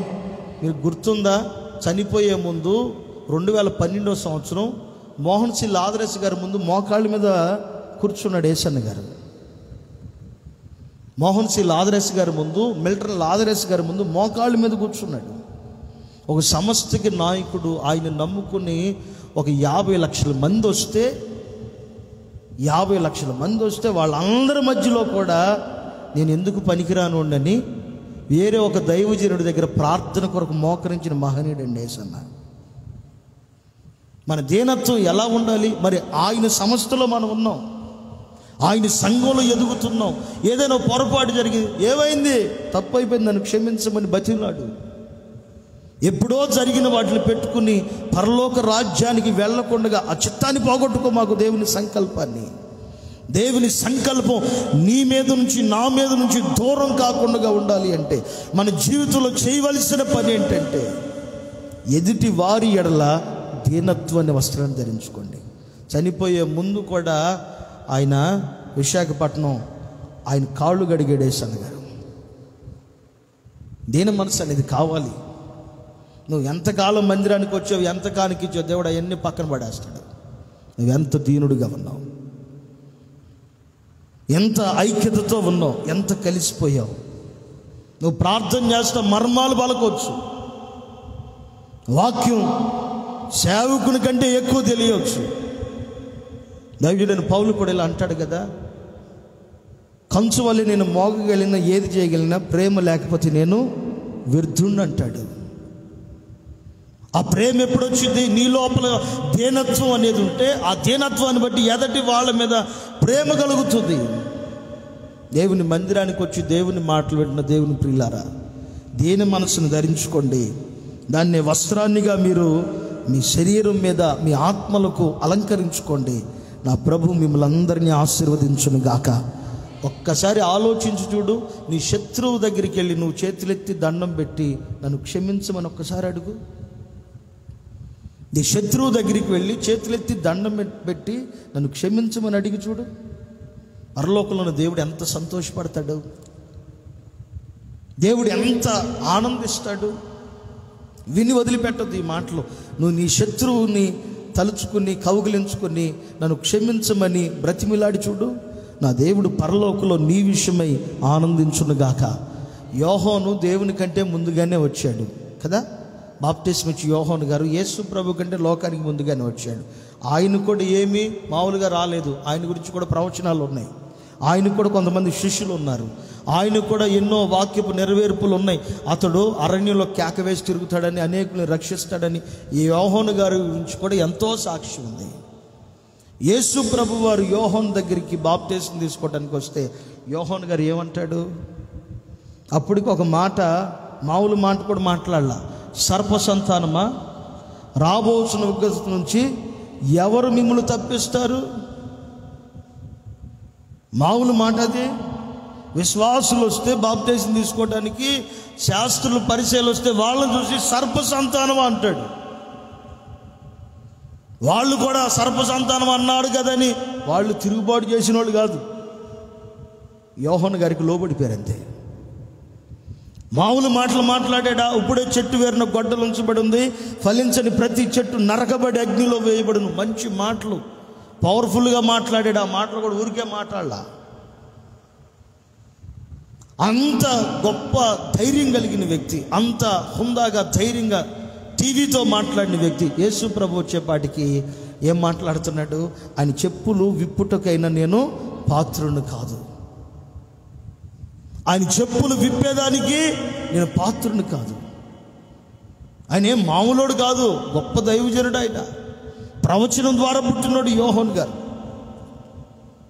ఇద్దరు పుట్టక మునిపే ఇద్దరు తల్లులు పలకరించుకుంటుంటే గర్భంలో ఎగిరి గంతులేసి సంతోషించి ఇద్దరు మాట్లాడుకున్నారని రాయబడి ఉంది. అలాంటి వ్యక్తి యోహాను గారు అంటున్నారు, యేసు ప్రభు వారి చెప్పులు విప్పుటకు కూడా నేను పాత్రుని కాదంటున్నాడు. ఇప్పుడు యోహాను గారి కంటే యేసయ్య కంటే గొప్ప వాళ్ళు ఎవరైనా ఉన్నారా ఈ కట్టెంపుడి మందిరంలో? లేదా నీడు బ్రోలు అసలు ప్రపంచంలో ఎవరైనా ఉన్నారా యేసు ప్రభు కంటే, యోహాను గారి కంటే తగ్గించుకున్నారు ఎవరైనా ఉన్నారా? మరి ఎందుకండి మనకి కోపాలు, ఎందుకు మనకు పగలు, ఎందుకు అసూయ, ఎందుకు ఒకరితో ఒకరు కలవలేని అనుభవాలు ఎందుకు? నీకు తెలుసా, నీ దగ్గర నుంచి దేవుని రాజ్యం వెళ్ళిపోతుంది అంతే. నీవు కలవనంత కాలం దేవుని రాజ్యం నిన్ను వదిలిపెట్టి వెళ్ళిపోయితే, నువ్వు ఎప్పుడైతే కలుస్తావో నా దేవుని రాజ్యం నీలో స్థాపించబడును గాక. నా దేవుని రాజ్యం నీలో స్థాపించబడును గాక. ఆమేన్. వీళ్ళిద్దరు కలపబడితేనే పరలోకం వీళ్ళకి. ఏ ఇద్దరు కూర్చుని ప్రార్థన చేసినా, కానుకిచ్చినా, పరిచయం చేసినా, సాపలే వేసినా, సాపలే తీసినా, నీళ్ళే తెచ్చినా, ఏ తెచ్చినా అర్థం అవటని చెప్తున్నా మీకు. అన్నీ ఏ అయినా చేయని కలవనంత కాలం ఆడు నరకమే, ఈడు నరకమే. వీళ్ళిద్దరని చెప్పి మీ అందరితో మాట్లాడుతున్నాను. అర్థమవుతుందా? ఆడు గెలవకపోతే ఆడు నరకమే, వీడు గెలవకపోతే వీడు నరకమే. కొంతమంది నరకానికైనా పోతారు కానీ కలవంటారు. మెంటలోళ్ళు ఉంటారు కొంతమంది, మెంటలోళ్ళు. వాళ్ళు బయట దొరకరు, మన మందిరంలోనే ఉంటారు. సావనైనా చేస్తాను కానీ నరకానికైనా పోతాను కానీ ఆడితో మాట. నరకానికి పోతానన్న వాళ్ళందరికీ ఒక చిన్న సలహా: ఇంటికి వెళ్ళంగానే గ్యాస్ స్టవ్ ఆన్ చేసి హైలో పెట్టి ఒక 5 నిమిషాలు చేయి పెట్టండి. 5 నిమిషాల వరకు చేయి తీయమాకండి. దాన్ని గనక తట్టుకుంటే మీరు నరకంలో బతికినట్టే. అర్థమవుతుందా? ఇంటికి వెళ్ళంగానే గ్యాస్ స్టవ్ ఆన్ చేసి హైలో పెట్టి ఒక 5 నిమిషాలు ఉంచండి. సెగకి బాగా దగ్గరలో ఉంచండి ఒక 5 నిమిషాలు. 5 నిమిషాలు కనుక నువ్వు ఉంచావంటే నరకం కూడా నీకు భయపడిపోయింది అంతే. 5 నిమిషాలు ఉండే గ్యాస్ పోయి సెక్కే నువ్వు ఉండలేకపోతే ఇలా రాయబడి ఉంది. యెషయా గ్రంథం 66 చివరి వాక్యం ఏం రాయబడి ఉంది తెలుసా? వాళ్ళ కరేబరాలు నేను తేరు చూడగా అగ్ని ఆరలేదు, పురుగు చావలేదంట. మాంసం అంతా ఉడికి నరకంలో అంత వాళ్ళ ఎముకలకున్న వాళ్ళ శరీరానికున్న మాంసం అంతా ఊడి కింద పడిపోతుందంట, కొవ్వొత్తు వలె కరిగిపోతుందంట. భయంకరమైన అగ్ని. ఎవరు తట్టుకోగలరు? ఎందుకండి పంతాలు? ఎందుకు? ఇవన్నీ ఉంటే ఏమి జరగదు. నేను మందిరానికి వెళ్తున్నాను అని భ్రమలో నువ్వు ఉంటావు కానీ నీకు పరలోకం అనేది ఏమాత్రం ఉండదు. కనుక దీన మనసు అనే వస్త్రాన్ని ధరించుకోండి. నా ప్రభు మిమ్మల్ని ఆశీర్వదించును గాక. చాలమ్మా, వెళ్ళండి, దగ్గరలోనే ఉండండి, అందుబాటులో. ఆమేన్, హల్లెలూయా. దీన మనసు లేకపోతే ఏం జరిగిద్దో కూడా చెప్తాను, వినండి. దీన మనసు లేకపోతే ఎదుటి వ్యక్తి మీద కోపం, ఎదుటి వ్యక్తి మీద ఎంత కోపమో, మామూలుగా కాదు, ఎలాగైనా వాడిని చంపేయాలి అనే కోపం వచ్చింది. ఎలాగైనా వాడిని చంపేయాలి అనే కోపం వచ్చేస్తుంది. కాలుతో మీరు చూడండి, దావీదుని దేవుడు ఆశీర్వదించాడు, సౌలుని దేవుడు ఆశీర్వదించాడు. సౌలు చేసిన పొరపాటును బట్టి సౌలుని సింహాసనం నుంచి తీసేసి దావీదుని కూర్చోబెట్టాలని అనుకున్నాడు. దావీదేమో పరిగెడతానే ఉన్నాడు, సౌలేమో వదిలిపెట్టట్లా. ఒకరోజు సౌలు దగ్గరికి వెళ్ళి వస్త్రపు చెంగుని తను వేసుకున్న వస్త్రాన్ని కొంచెం కోసి ఈటికి గుచ్చి కింద గిరాటేసి కొండపై నుంచి కేకేసి పిలుస్తూ ఉన్నాడు. ఇదిగో దావీదయ్యా, ఇదిగో సౌలు రాజా, దేవుడు నిన్ను నా చేతికి అప్పగించాడు కానీ నేను నిన్ను చంపలేదు అని మాట్లాడి తనతో ఉన్న పని వారిని అందరిని తిడుతున్నాడు. మీరేం కాపలా కాస్తున్నారా? మీరు కాసే కాపలా నిజంగానే ఉందా? నేను గడిచిన రాత్రి మీ రాజు దగ్గరికి వచ్చి ఆయన్ని చంపడానికి దేవుడు నాకు అవకాశం ఇచ్చిన వస్త్రం కోసానని ఏడుస్తూ బాధపడుతుంటే దావీదు మీద ఏమాత్రం సౌలుకి కనికరం అనేది ఉందా? కనికరం అనేది ఉందా? దీన మనసు ఉండేవాడికి కనికరం అనేది ఉంటుంది. మరొక అవకాశం దీన మనసు కలిగి ఉన్నవాడు ఇస్తాడు. అదే దీన మనసు అనే వస్త్రం లేనివాడు కఠినాత్ముడుగా మారిపోతాడు. ఎంత వాక్యం విని, ఎంత వాక్యం తెలియని, ఎన్ని గంటలు ప్రార్థన చేయని, ప్రార్థన బాగానే చేస్తాడు, ఆత్మచేతనం పడుతుంది, అంత బాగానే ఉంటుంది. కానీ ఆ వ్యక్తి కనుక కనబడితే కఠినాత్ముడు అయిపోతాడు. ఎన్నిసార్లు ఈసిరి చంపుదాం అనుకున్నా దావీదుని దేవుడు కాపాడుకుంటా వచ్చాడు. దావీదు చేతికి దొరికినా సరే సౌలుని దావీదు చంపలా. ఏన మనసు ఉంటే అతని హృదయం ఎలా ఉంటుందంటే, వస్త్రం కోసినందుకు ఎంత ఏడ్చాడండి? వస్త్రం కోసినందుకు ఎంత ఏడ్చాడు? ఇతనేమో దావీదునే చంపేద్దాం అనుకుంటే దావీదు మాత్రం అతని వస్త్రం కోసినందుకు ఏడ్చాడంట. అంటే దీన మనసు ఎవరిలో అయితే ఉంటుందో వాళ్ళు మృదువత్వంగా ఉంటారు, దేవుని వాక్యానికి లోబడతారు, మరొక అవకాశం ఇచ్చేదానికి వాళ్ళ హృదయాలు రేపబడతాయి. అదే మూర్ఖులైపోతే, కఠినాత్ములైతే సౌలు వలె మారిపోతారు. ఏమాత్రం దీన మనసు అనే వస్త్రమే వారి జీవితాల్లో ఉండదు. చివరికి ఏమైంది? కఠినాత్ముడు ఏమైపోయాడు? ఆడి కత్తి మీద ఆడే పడి చచ్చాడు, కానీ సావలా. ఆ మార్గంలో పోతున్న వాళ్ళు కొంతమంది చూసి తలకాయ నరికి తలకాయనేమో గుళ్ళో పెట్టి విగ్రహాలు గుళ్ళో పెట్టి మొండెమును మాత్రం గోడకు గుచ్చి వెళ్ళిపోయారు. ఆ తర్వాత ఆ మార్గంలో మరొక శత్రువు పోతుంటే ఆ బాడీని కిందకి దించి పొల్లల మీద కాల్చినట్లు రాయబడి ఉంది. నీ కఠినత్వమే, నీ మూర్ఖత్వమే, నీ లోబడని స్వభావమే నీ ఆత్మీయ జీవితానికి నష్టం. ఆడు తగ్గించుకుంటాడు, వీడి ఎలాగైనా ఉండని, నీవు తగ్గించుకుని ఉండు, దేని మనసు అనేది ధరించుకో. నా ప్రభువు నిన్ను ఆశీర్వదించును గాక, నా దేవుడు నిన్ను దీవించును గాక, ఒక ఉన్నతమైన స్థితిలో ప్రభు నిలబెట్టును గాక. ఒక కొడుకు పుట్టాడో లేదో ఇంటి యజమానురాలు మర్చిపోయింది. ఒక కొడుకు పుట్టాడు. అబ్రహాముకి వయసు ఎక్కువైపోయింది, పిల్లలు లేరు, సంతానం లేదు, ఏం చేయాలో అర్థం కాల. వాళ్ళ భార్య దుర్మార్గురాలు ఒక ఆలోచన ఇచ్చింది. ఆలోచన తీసుకుని ఏదో జరిగిపోయింది, ఇష్మాయేల్ పుట్టాడు. ఇప్పుడు హాగరు ఇష్మాయేల్ పుట్టిన కాడి నుంచి శారా అడుగుతుంది, అమ్మాయి ప్లేట్లో అన్నం పెట్టుకురేటే, పెట్టుకోవచ్చుగా, అమ్మాయి కొంచెం నీళ్ళు పెట్టమ్మా అంటే, చేతులు లేవా నీకు? కొంతమందికి దీనత్వం అనేది ఉండదు. దేవుడు ఇచ్చినప్పుడు దానికి తగినట్టుగానే ఉండాలా. దేవుడు ఇచ్చాడు కదా అని చెప్పి పక్క నుండి చిన్న చూపు చూసామనుకో, దేవుడు ఒప్పుకోడు. దేవుడు మనకి ఇచ్చాడు అనే అవకాశం ఇచ్చాడని చెప్పి పక్క నుండి కనుక చిన్న చూపు చూసామంటే దేవుడు ఒప్పుకోడు. ఇంట్లో పనిచేసే పిల్లలే, నమ్మకమైన పిల్లలే అనుకుంది పాపం శారా, పిచ్చిది. ఈ హాగరు ఉన్నట్టుంది, తర్వాత మామూలుగా లేదు. కొంతమంది కూడా అలాగే ఉంటారు, ఉన్నంతసేపు బాగుంటారు, ఆ తర్వాత రూపాంతరం మారిపోయింది అనమాట. ఏదన్నా రాంగాలే మారిపోయింది. కానీ చివరి శ్వాస వరకు దేని వస్త్రమును మీరు ధరించుకున్నందురు గాక. శారా ఏం తక్కువది కాదు, చూడటానికి మెత్తగా ఉంటుంది కానీ మామూలుది కాదు. శారా వాళ్ళ భర్త దగ్గరికి వెళ్ళి ఒక డైలాగ్ వేసింది అంతే. అప్పుడు భార్య మాట విన్నాడుగా, ఇప్పుడు ప్రార్థన చేస్తున్నాడు. మరి ఏం చేయమంటావు అయ్యా? దేవుడు కూడా ఏం తక్కువడు కాదు, నీ భార్య చెప్పిందే చెయ్యన్నాడు అంతే. అప్పుడు ప్రభువుని అడగల, ఫస్ట్ ప్రభువుని అడగల, వాళ్ళ భార్య చెప్పింది చేశాడు. ఇప్పుడు వాళ్ళ భార్య ఏమంటుంది? హాగరు నచ్చండి ఇంట్లోంచి పంపించేసి, ఆ ఇష్మాయిల్ గాడు ఉండకూడదు, హాగరు కనపడకూడదు, రేపుడు కనుక కనపడితే నిన్ను చంపేస్తా అందేమో మరి మొత్తానికి. ఇప్పుడు ప్రభు దగ్గరికి వెళ్ళాడు, ప్రభు మరి ఏం చేయమంటావు? దేవుడు కూడా ఏం తక్కువడు కాదు, ఎవడికి ఎట్ట చెప్పాలో అలాగే బుద్ధి చెప్తాడు. ప్రభు ఏమన్నాడు? అప్పుడు నీ భార్య మాట విన్నావు కాబట్టి ఇప్పుడు కూడా నీ భార్య మాట. వాళ్ళ భార్య ఏం చెప్పింది? హాగర్ని ఇంట్లో నుంచి మర్యాదగా బయటకు పంపించాల్సి వచ్చింది. అంటే కొంతమంది గర్వం ఏం చేస్తుందంటే దేవుడిచ్చే ఆశీర్వాదాన్ని కూడా చేతులారా పోగొట్టుకునేటట్టు చేస్తుంది. కొంతమందికి దేన మనసు అనే వస్త్రం ప్రారంభంలో ఉండొచ్చు. దేవుడు నీకు ఇచ్చిన దాన్ని బట్టి ఏ మాత్రమే గర్విస్తే ఆ దేన మనసు అనే వస్త్రం నీ లోపల గనక లోపిస్తూ ఉంటే, ఒకవేళ మలినమైపోతే, పాడైపోతే, లేకపోతే వస్త్రమే లేకుండా ఉంటే, నీవు మనుషులకి దూరముగా ఒంటరి వ్యక్తిగా మిగిలిపోయే ప్రమాదం ఉంది. కనుక దేవుని వాక్యం మనతో మాట్లాడుచున్నప్పుడు నీకు ఏది ఇచ్చినా, అధికారం ఇచ్చినా, ఆస్తి ఇచ్చినా, ఏది ఇచ్చినా సరే, ఎదుటి వ్యక్తి ముందు నిన్ను తగ్గించుకుని ఉండు. నా ప్రభు నిన్ను ఆశీర్వదించును గాక. ఆమేన్.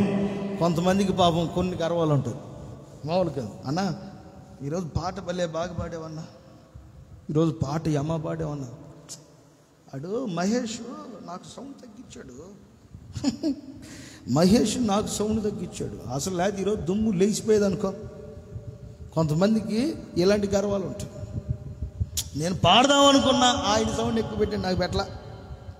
అసలు నేను పాడితే అలా ఉంటుంది. దేవుడు ఈసారి ఏం చేస్తాడు? నీకు మైక్ ఎత్తాడు కానీ ఫీజు బీకేస్తాడు. మనస అన్నప్పుడు అది అట్ట రాదు, మనస అని వస్తుంది. దేవుడు మామూలుడు కాదు. ఎంత ఇచ్చినా సరే నాదేముంది, దేవునికి స్తోత్రం కలుగును గాక. నాదేముంది, దేవునికి స్తోత్రం కలుగును గాక. ఆడు బాగా పాడినోడైనా భలే పాడేవన్నా అన్నావు అనుకో, ఆడు లోపల వాడికి తెలుసు కాబట్టి నీ ముందు ఏం చెప్పలేక లోపల కొట్టాడు, నేను అక్కడ నువ్వే బాగా పాడేవన్నా అని అనుకుంటాడు. అదే కనుక ఆడు సరిగ్గా పెట్టలేదు కానీ, పాస్టర్ని సరిగ్గా ప్లే చేయట్లేదు కానీ, మామూలు సింగర్ నేను, యేసన్న గారు కూడా పనికిరాడు అంటుంటారు కొంతమంది గర్విస్తాడు. యేసన్న గారు రాసిన పాటలు పాపం చాలా కాలం అయిపోయింది ఆయన ఆపేసి కదా, 9 సంవత్సరాలు అయిపోయింది ఆయన పాటలు ఆగిపోయి. కానీ ఆయన పాటలో ఈ రోజుకి జీవం ఉంది. ఆయన పాటలో ఈ రోజుకి జీవం ఉంది. ఎందుకు పెద్ద పెద్ద సింగర్లు గండిగుంట రాజబాబాయ్ గారు వస్తే యేసన్న గారు ఎక్కడది ఎల్బీ నగర్ ఉంది కదా, ఎల్బీ నగర్లో మన మందిరం ఉంది. అండర్ గ్రౌండ్లో మొదటి మన మందిరం.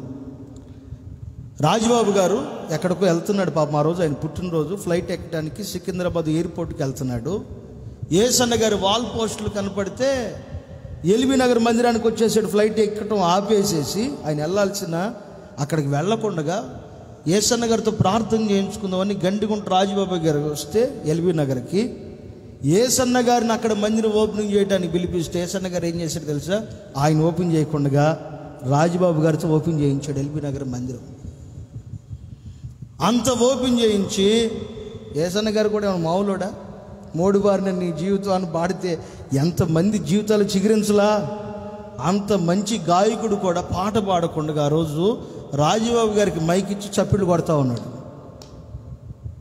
నిజంగా ఒక వ్యక్తి ఆశీర్వదించబడటానికి, ఒక వ్యక్తి స్థితి ఘనతలోనికి రావడానికి నీకు ఎంత కృపావరమైన ఉండని ఎదటి వ్యక్తి ముందు దీన మనసు అనేది ధరించుకో. దీన మనసు అనేది నువ్వు ధరించుకోగలిగితే నా ప్రభు నిన్ను ఆశీర్వదించునుగాక. అదే రోజు మందిరం ఓపెనింగ్లో గండిగుంట రాజబాబు గారు ఏం చెప్పాడు తెలుసా? నేను ఎక్కడికి వెళ్తున్నా సరే నా కారులో ఒక పాటే పాడిద్ది, యేసు రక్తం యేసు రక్తం అని. చూసారా? ఆ పాట పెట్టుకునే పోతాను. యేసన్న గారు మంచి సింగర్ అని చెప్పి ఆయన చెప్పాడు. అదే కనుక ఆయన పాడినీయకుండా ఈయన పాడి ఈయన పాడితే ఆ సభ గందరగోళం అయిపోయేది, ఇంద్రజాలం అయ్యేది. కొన్నిసార్లు దేవుడు మనకి ఏది ఇచ్చినా దేవునికి స్తోత్రం కలుగును గాక, దేవునికి మహిమ కలుగును గాక. నాకంటే నువ్వు బాగా పాడావన్నా, నాకంటే నువ్వు బాగా వాక్యం చదువుతున్నావు, నాకంటే బాగా వాక్యం చెప్తున్నావు, నాకంటే బాగా పరిచర్య చేస్తున్నావు, నాకంటే ఎక్కువగా దేవుడి మందిరంలో వాడబడుతున్నావు. ఒకరిని మీరు ఇలా ఘనపరిచి చూడండి. దేని మనసు అనేది ధరించుకోండి. జరిగిపోయిన ప్రతి పాపాన్ని కోపాన్ని ప్రక్కన పడేయండి. నా ప్రభు మిమ్ములను ఆశీర్వదించును గాక, మిమ్మల్ని ఉన్నతమైన మార్గాల్లో దేవుడు నడిపించును గాక. ఆమేన్, ఆమేన్. 2 విషయాలు చెప్పాను. సౌలు గర్వంతో ఉంటే దావీదు మాత్రం దీన వస్త్రాన్ని ధరించుకున్నాడు. మరొక విషయాన్ని చెప్పాను. దాంట్లో శారా దీనురాలై ఉంటే హాగరు అహంకారంతో ఉండిపోయింది. ఆ రోజు సౌలు గర్విష్ఠుడుగా ఉన్నాడు కాబట్టి తన కుమారులను కూడా సింహాసనం మీద కూర్చోబెడదాం అనుకున్న దేవుడు ఇక వాళ్ళ పిల్లలను కూర్చోబెట్టడానికి ఇష్టపడలా. దావీదు కొరకు ప్రభు ఆత్మ వెళ్ళిపోయింది. ఆ రోజు హాగర్ని ఆశీర్వదించి సంతానం ఇచ్చిన దేవుడు తనను దీవిద్దాం ఇంకా అనుకున్నాడు. కానీ తను చేసిన గర్వాన్ని బట్టి తన ఇంట్లో నుంచి తోయబడి అరణ్యంలో ఒంటరిగా మిగిలిపోయింది. ఈ పూట నీ గర్వం నిన్ను ఒంటరివానిగా, దేవుడిచ్చిన కృపని పోగొట్టేటట్టుగా చేస్తున్నావు. ఈ సంఘం కోసం దైవ సేవకులు ఎందుకు పంపించాడంటే దీన మనసు అనేది ధరించుకోవాలని ఒక దైవ సేవకుని సంఘముల కోసం పంపించాడు. దైవ సేవకుడు చెప్తున్నప్పుడు ఆ మాటలు విని ఎవరు ఆ మాటల ప్రకారంగా బ్రతుకుతారో నా ప్రభు మిమ్మల్ని అందరినీ ఆశీర్వదించును గాక. నాకు తెలుసు మీరందరూ చాలా మంచోళ్ళు, నిజం. మిమ్మల్ని తిడుతుంటాను కానీ చాలా మంచోళ్ళు.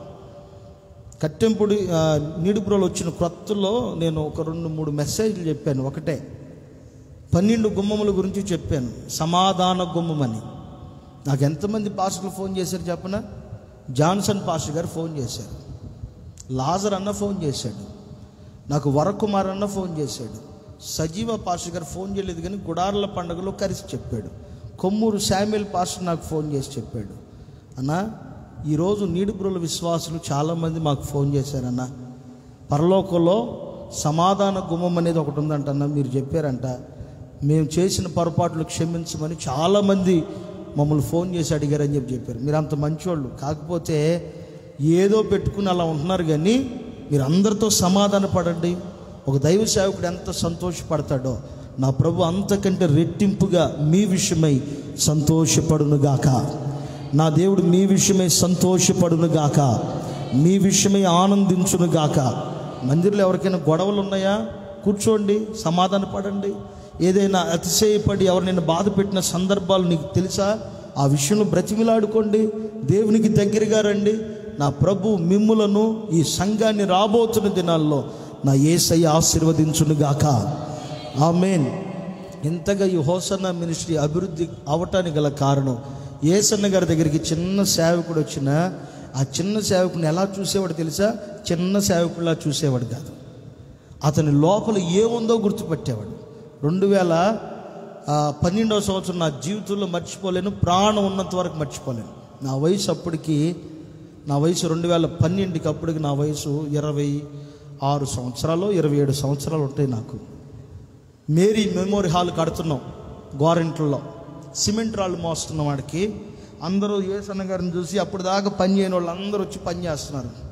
నేను ఏసన్న గారు వస్తున్న సంగతి గుర్తుపట్టలేదు, వాళ్ళు గుర్తుపట్టి మరి మొత్తాన్ని చేస్తున్నారు. నేనుండి ఒకటే మాట, ఒరే ఏసన్నకు కాదురా భయపడేది, ఏసన్నకు కాదురా భయపడేది, ఏసైకి భయపడండి రా అన్న.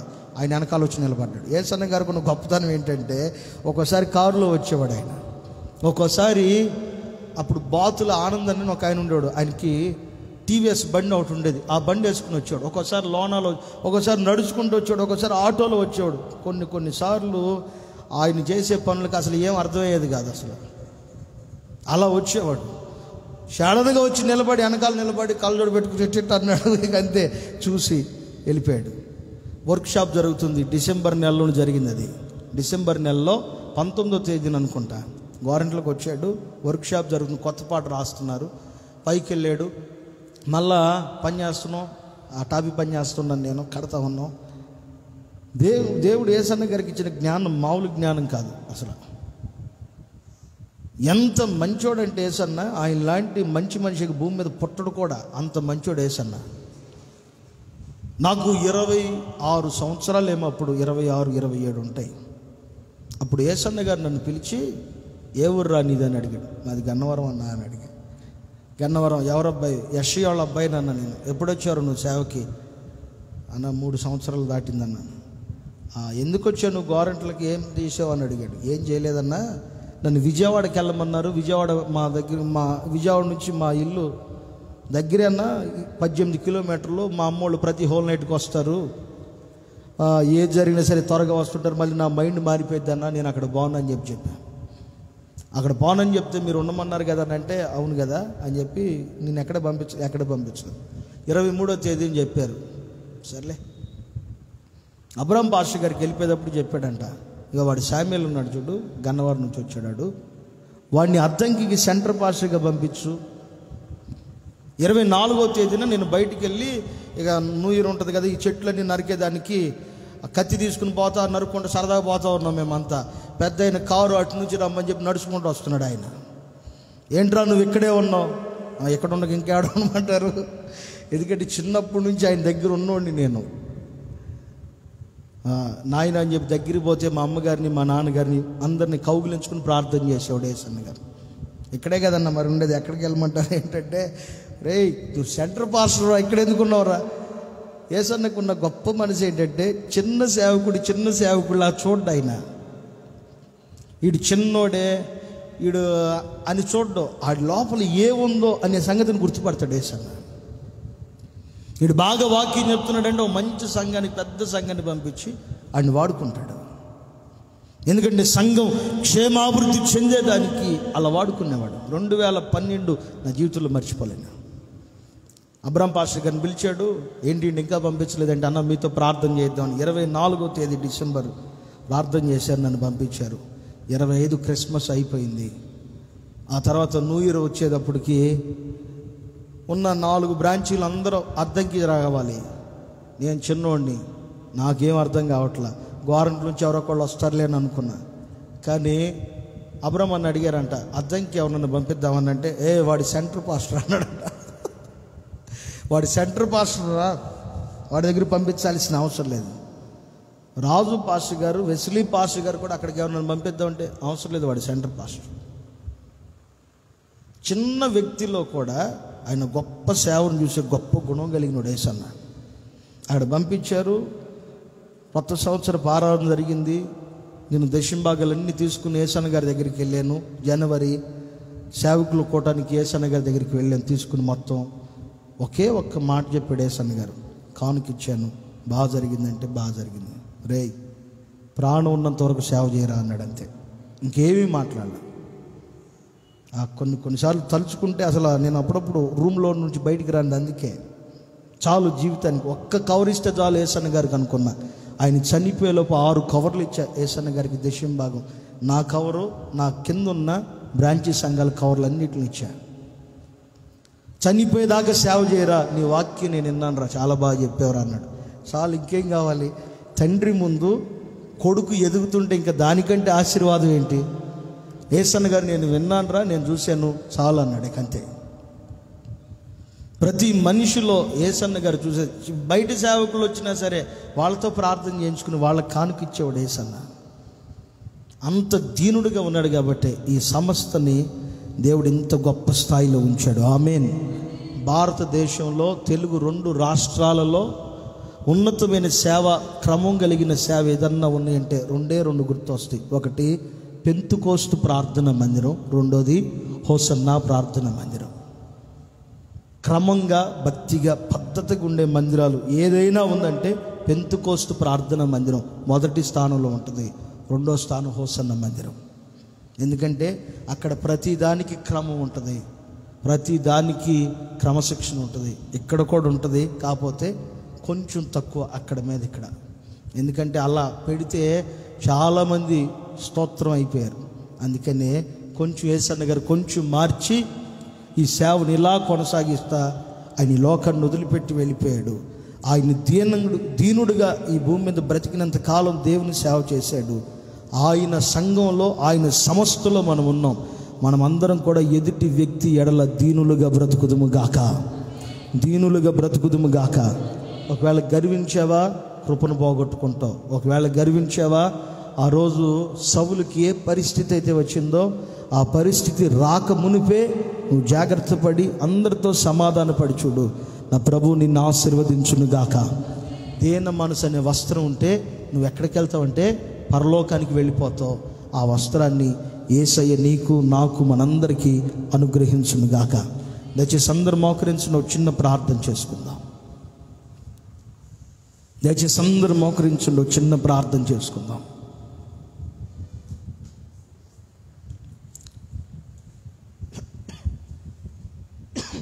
దయచేసి అందరూ మోకరించండి, చిన్న ప్రార్థన చేసుకుందాం.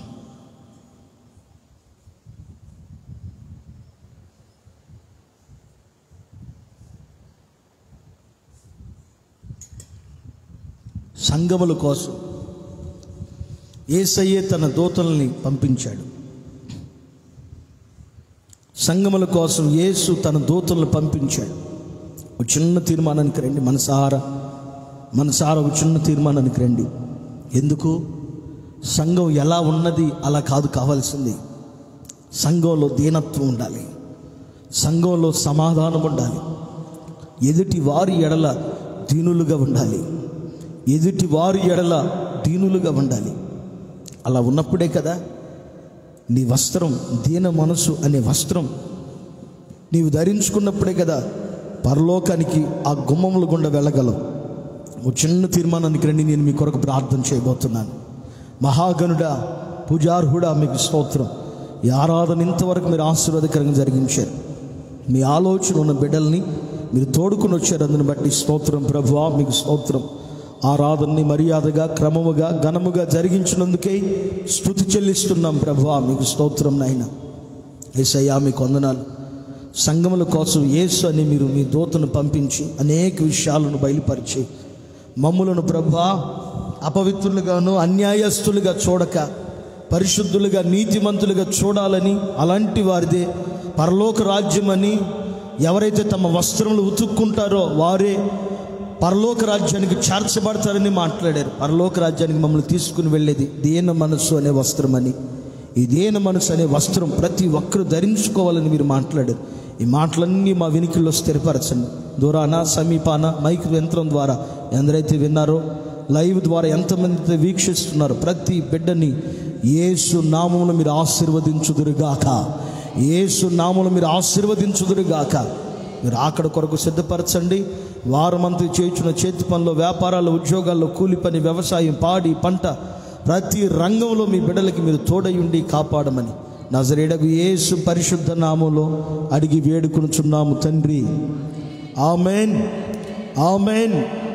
స్తోత్రం, స్తోత్రం, స్తోత్రం, స్తోత్రం.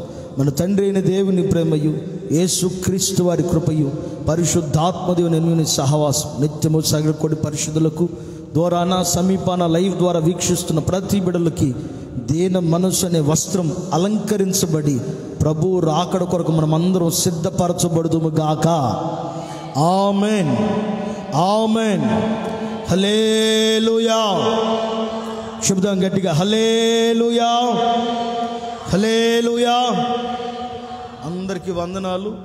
ఇంతటితో ఈ ఆరాధన ముగించబడింది. ప్రభు మిమ్మల్ని ఆశీర్వదించును గాక. ఆమేన్. లేచి త్వరగా ఎవరికి పడితే అక్కడికి పోకుండా ప్రతి ఒక్కరూ అందరికి హృదయపూర్వక వందనాలు తెలియపరచుకుని ముందుకు రండి. నేను మీ కొరకు ప్రార్థన చేస్తాను. నా దేవుని కృప మీ అందరికి తోడయుండును గాక. ఆమేన్. మరొక విషయం, రండి రండి రండి రండి, మైకిరా.